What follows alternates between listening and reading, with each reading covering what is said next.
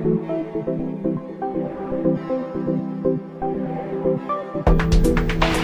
guys, this is Jorge from the Big Bang Podcast.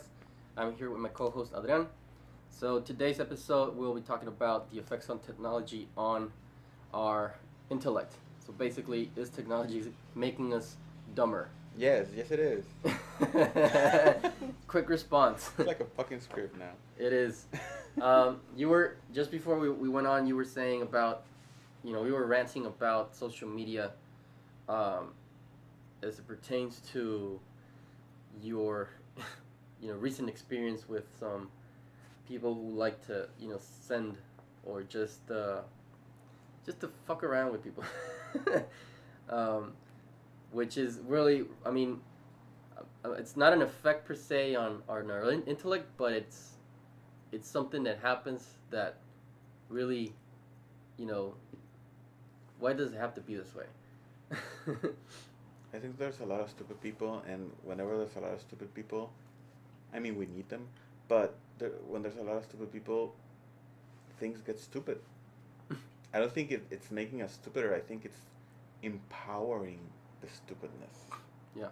I think it's just taking something that's already there and making it bigger. Yeah. Well, it's when the mainstream comes into the picture. Yeah, the mainstream. And you get all these people trying to sell shit and agree with shit. So it's unfortunately it creates like this same thought bubble that people are just conversing about the same shit because now it's marketing, right? So Buy my shit. Yeah. So the bottom line is that social media creates this more of the same thinking. Critical thinking does not exist, or very rarely. I recently retweeted someone's tweet about critical thinking. She's a well-known person in social media on Twitter, and I retweeted it, and I put a thought on that, and I asked her, what do you think about critical thinking? Is social media killing our thought process, yada, yada, yada? She didn't respond. Awesome.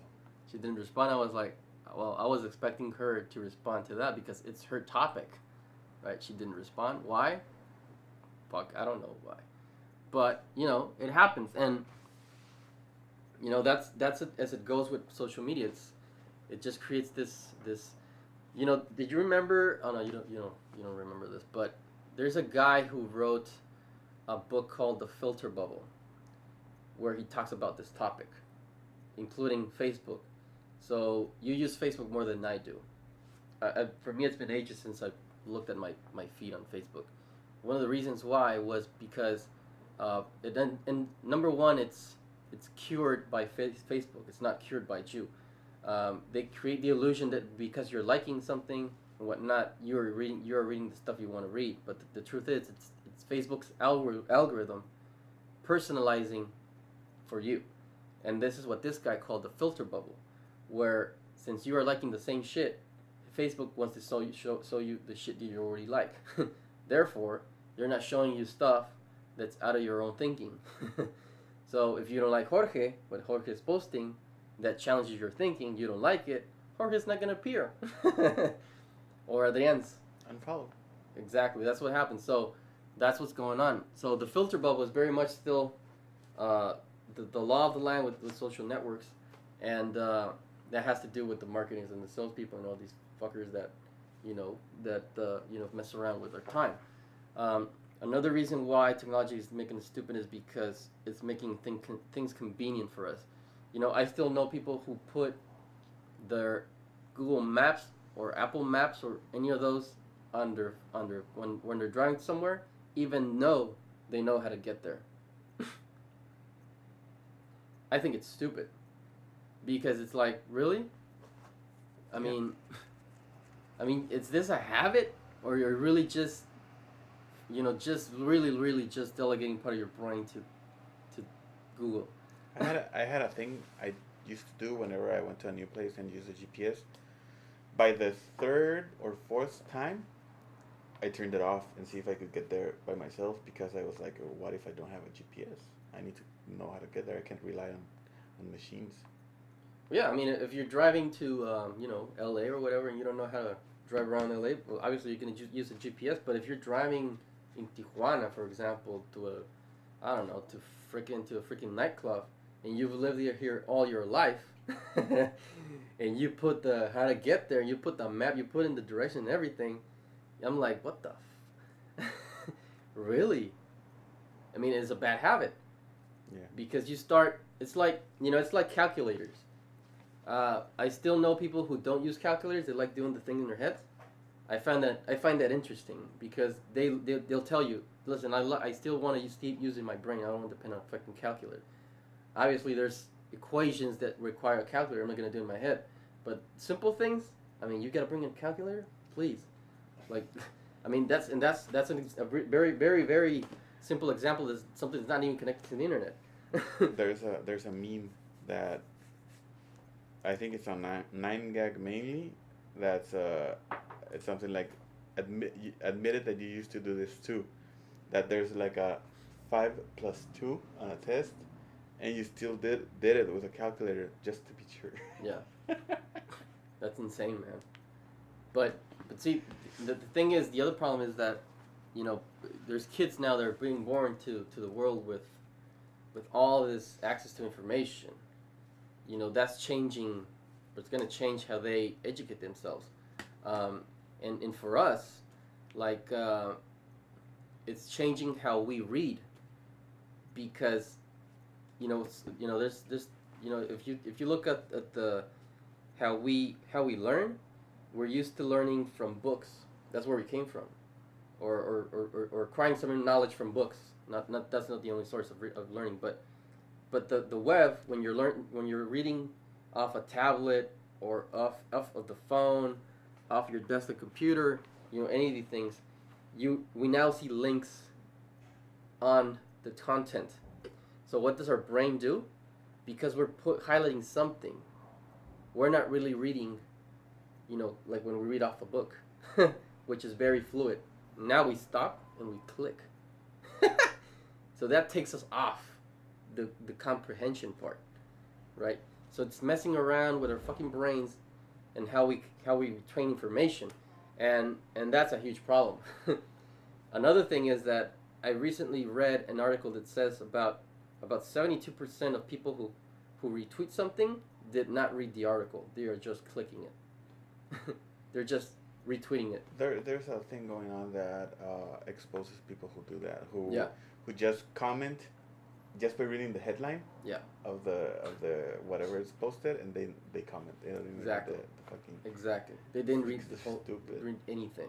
Yeah, they just want to give out their opinion because nobody listens to them. Yeah, it's ridiculous. Yes. Now all this stuff, of course, technology is not the. I'm not gonna say, oh, it's all your fault, freaking technology, but it makes us look more, us humans, more stupid, because look at all this stuff that we're saying. Yep. All the stuff that we're saying has to do with how we act, and then how we use technology to enhance our, stupidity or completely ignorance. There's Kevin, Kevin Kelly, the author. No. He does a lot of tech stuff, and he just wrote a book called The Inevitable. So he talks about the 12 trends or technologies that, in his mind, are inevitable, that are happening or gonna happen. And he talks about, he has a Twitter account, but he doesn't really use it. Why? He says because it's very hard to think differently when you're connected. Yeah. So what does he do? And he's very interesting because the fucker, he doesn't. I mean, obviously he travels to places, but he likes traveling to places that don't have internet connections, that are not, in the mainstream. So he goes there, and he learns about cultures and whatnot as they are, or still kind of are, not as a tourist part, where you have food, you have you can bathe yourself, you can sleep comfortably. There's McDonald's and Jack in the Box and whatnot, all this stuff, right? So I mean that's really how we have to act. In my case, what I've tried to do is and people have brought this up to me, where they say, "Oh, you're connected all the time," and I'm like, "I'm not." It may look that way because I schedule stuff, but I'm actually not connected.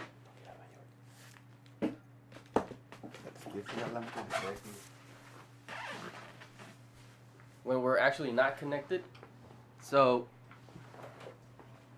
you have to disconnect. That's what you got to do. You got to disconnect to connect.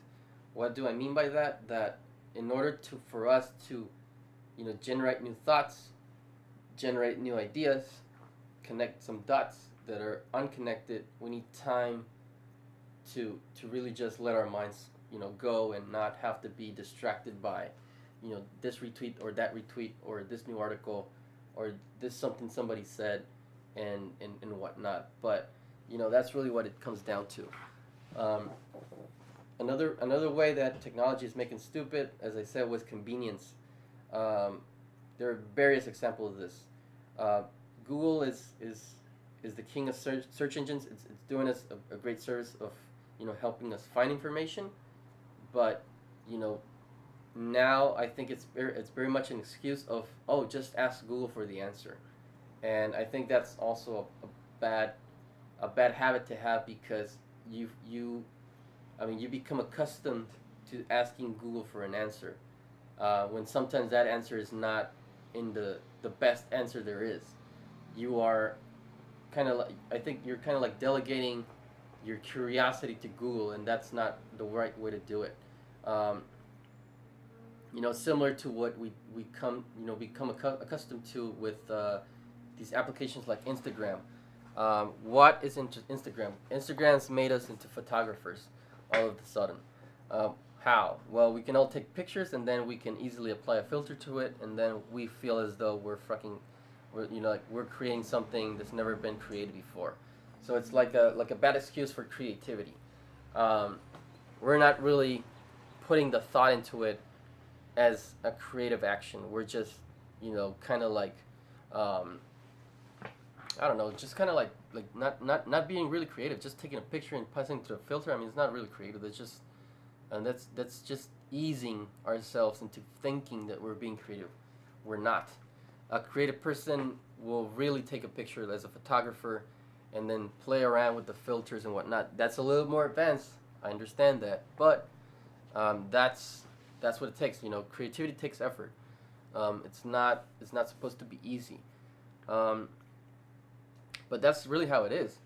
Unfortunately, that's the world we live in, and what we can do about it. I mean, there's not much that we can do about it in terms of what already exists. What we can do about it is in terms of how we approach it and how we think about it.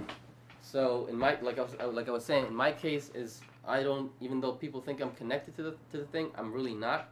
Yes, I have a cell phone, a smartphone, and I get notifications and whatnot, all these things. But frankly, I don't click on the first thing that I see. I don't. I really try to have conversations without looking at the phone. I think I do a pretty damn good job at that, because rarely does somebody tell me, "Hey, you're looking at your phone" or whatever. I really don't try to do those things. But the other thing that I do is I try to walk a lot. You do. Just to not have to be in a hurry. The convenience factor. I try to eliminate as much conveniences for myself as I can, so therefore I can pay attention to what I don't pay attention to, because of technology. I try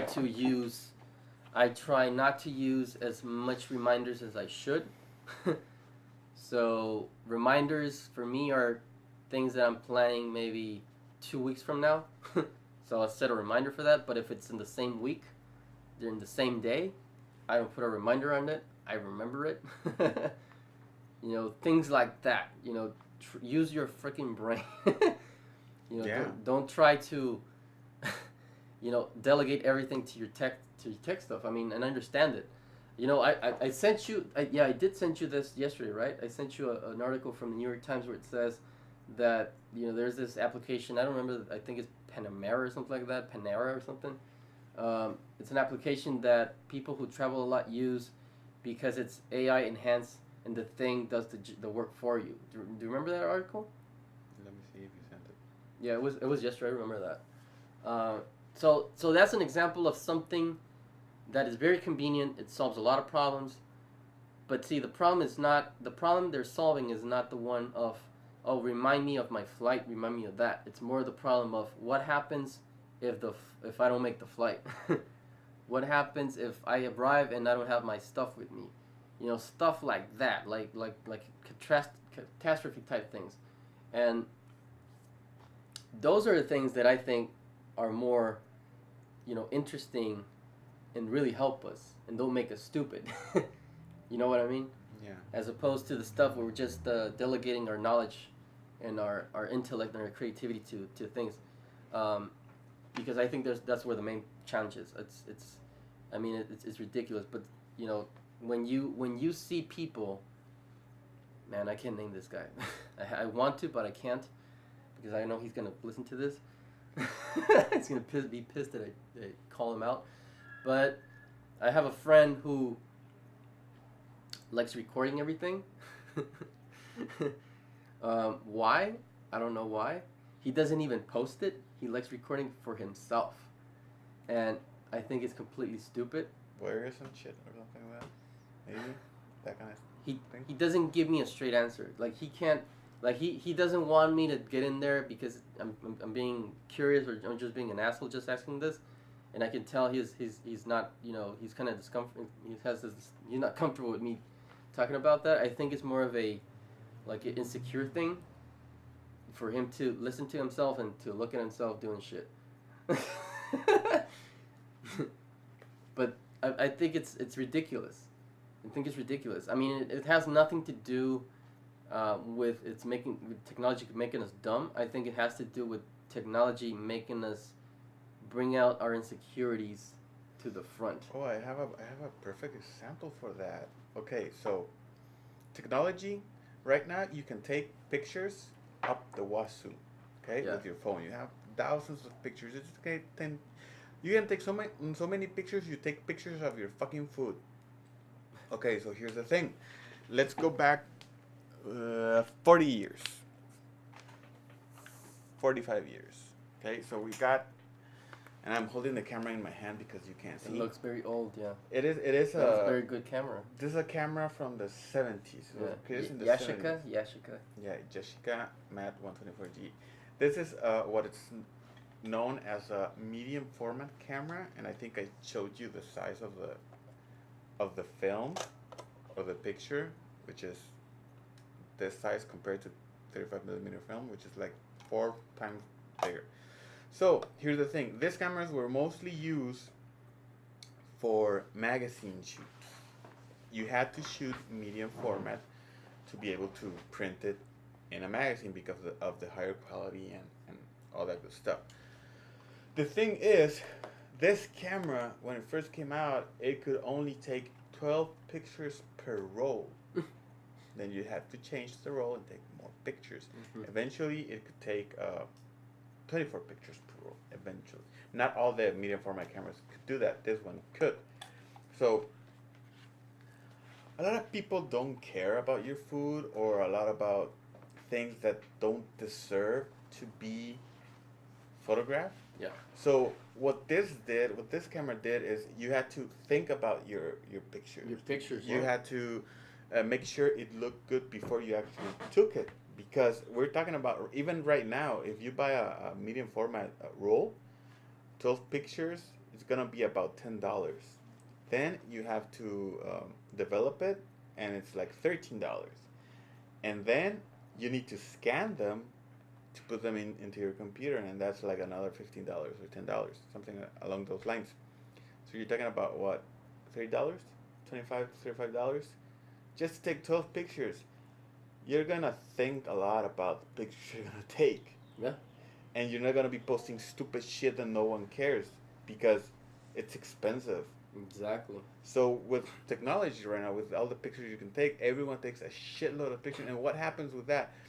If you take 12 pictures, odds are that at least 6 of them or 3 of them are going to be amazing pictures, and you can print them up and put them at a gallery or do a show about them. What are you going to do with 50 pictures of food? No, you're just going to post it on Instagram. Someone's going to see them. Nobody cares about them, and you're just wasting space or people's time with shit that no one cares. So that's where I think that technology is making us stupider. It's just making us. Well, I was saying that when we, Instagram is creating this sense of us becoming creative because of the filters, because all the damn pictures that we take. Obviously, we're not, because if you, as you were saying, if you do take, creativity takes effort. Yeah. It's not easy, but because all these things are making it very easy for us to do things that normally a photographer would do, like apply filters and whatnot. It's very empowering to people to feel as though they can take whatever picture the fuck they want and just apply a filter and look at this, blah blah blah, whatever. I'm an artistic motherfucker. But see, there are guys. I follow photographers on Instagram. And they post their pictures that they take with their professional the cameras. Those are not pictures they took with their phone. Those are pictures they took with their cameras and then upload them, like National Geographic and all these things. I mean, those are interesting. But people who just taking fucking pictures of their food, shit they're doing, stuff they see. I mean, it's just ridiculous, man. And another thing is that, for example, if you see an amazing picture, a lot of people think that the photographer just grabbed his camera and took the picture and it came out looking amazing. I'm not even talking about filters. I'm not even talking about anything. I'm just talking about the fact that probably that photographer took 100 pictures. Yeah, before getting to that one. Or even more. And technology can give you that, but people are misusing it with a sense of, I'm gonna take 100 pictures of my food and I'm gonna post all of them. Yeah. Or just take a picture and post it just like that. And if it's nice or not, I don't care. I'm just gonna do it. So there's a few good things about technology, and then there's some stupid things. But I mean, that's just the people who use it. Yeah, I mean, people who don't ask themselves these questions. I mean, what are you losing? Like, they don't ask themselves the question of what am I losing by doing this all the time. Like, they don't care. They don't care, exactly. They don't don't know that they should care. Exactly. They don't fucking like have the curiosity to say. Yeah, it's not on their map. They think they're freaking superstars because they post all these pictures during the day, and they get all these accolades and all this marketing dollars, and people want to advertise with them. That makes them feel they're interesting. Well, it's bullshit. They're not. And they're just a freaking channel. I mean, I think that right now, I have a really big. All right. Well, let us know what you guys think about some examples of how you feel as though technology make us dumber, or if you don't agree with us.